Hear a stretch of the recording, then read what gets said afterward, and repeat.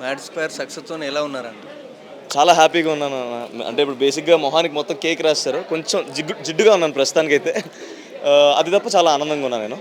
So mad స్క్వేర్ని ఇంత ఆదరించిన ప్రేక్షకులందరికీ నేను జీవితాంతం రుణపడి ఉంటాను. ఈ ఆఫర్ ఇచ్చిన వంశానికి కానీ ఎవరికైనా ఐఎమ్ వెరీ థ్యాంక్ఫుల్. నేను నన్ను ఇంత ఆదరించినందుకు, నన్ను నా టీంని మా ఫ్రెండ్స్ని అందరినీ ఇంత ఆదరించినందుకు, మేము ఇలాంటి సినిమాలు చేయడానికే మా లైఫ్ని డెడికేట్ చేస్తామని నేను చెప్తున్నాను.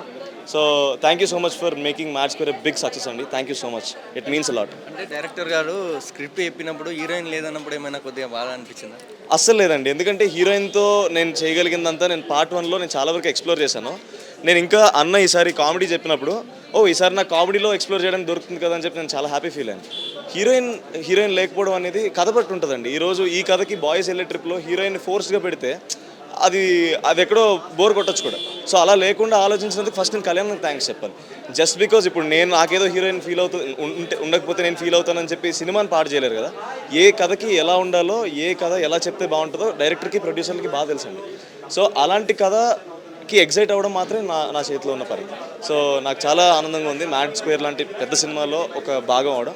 I'm so happy and I'm so grateful for the audience. అంటే క్యూబ్ మళ్ళీ త్వరలో అని చెప్పారు, మళ్ళీ ఎప్పుడు పట్టాలెక్కే అవకాశం ఉంది? మ్యాడ్ హిట్ అయినందుకు మ్యాడ్ స్క్వేర్ వచ్చిందండి. మ్యాడ్ స్క్వేర్ ఇంకా పెద్ద హిట్ చేస్తే మ్యాడ్ క్యూబ్ కూడా వస్తుంది. కానీ ఇది ఎప్పుడు అనేది నేను డిసైడ్ చేయలేనండి. నేను ప్రొడ్యూసర్స్తో మీరు మాట్లాడాలి ఆ విషయం. సో నా నోటుతో కళ్యాణ్ ఇప్పుడే అక్కడి నుంచి అంటున్నాడు, సరిగ్గా ఆలోచించి ఒక వారం రోజులు కూర్చుంటే నేను కథ రాస్తాను, మీరు రెడీ ఉంటే చేసేద్దామని. So it's all in directors and producers hand. అంటే క్యూబ్లో మీకు హీరోయిన్ ఉండొచ్చు అనుకుంటున్నాను. క్యూబ్లోనా అండి? సార్ ఇంకా కథ కూడా స్టార్ట్ చేయలేదు సార్ కళ్యాణ్ అన్న. మీరు ఇప్పుడు నాకు హీరోయిన్ ఉంటుందా లేదా అని అడిగితే నేను ఎలా చెప్తాను? ఉంటుందనే అనుకుంటున్నాను. సో ఉంటుందేమో సార్, డెఫినెట్లీ హీరోయిన్ ఉంటుంది.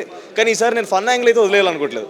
నేను కామెడీ బాగా చేయగలను, ఆర్ నా జోకులకు కూడా జనాల్లో ఇంత నవ్వుతున్నారు అన్నప్పుడు నేను యాంగిల్ వదిలేసుకుని నేను ఇంకో దానికి వెళ్ళాను. నాకు రెండూ చేయాలన్నాను సార్. వీలైతే రెండూ చేస్తాడేమో కళ్యాణ్, చూద్దాం. అంటే ఫ్రెండ్షిప్ గురించి చాలా బాగా చూపించారు. మీరు రియల్ లైఫ్లో కూడా మీకు ఇలాంటి ఫ్రెండ్స్, ఇలాంటి అల్లరి చేసే వాళ్ళు ఉన్నారు? యాజ్ ఇట్ ఈజ్ ఇలాంటి ఎదవలేదు సార్ నా లైఫ్లో కూడా ఉన్నది. కానీ ఎదవలందరూ చాలామంది యూఎస్లో ఉన్నారు. ఇప్పుడు మా ఫ్రెండ్స్ అందరూ ఇక్కడ ఉన్న వాళ్ళతో తిరుగుతాను, కానీ వాళ్ళని కూడా నేను మిస్ అవుతున్నాను. ఒక్కసారి మీరు మ్యాడ్ స్క్వేర్ చూసి మన ఆడియన్స్ అందరికీ కొంచెం టాక్ స్ప్రెడ్ చేయండి. మా లడ్డు పెళ్లి చేయనందుకు మీకు ఏమైనా బాధ ఉందా?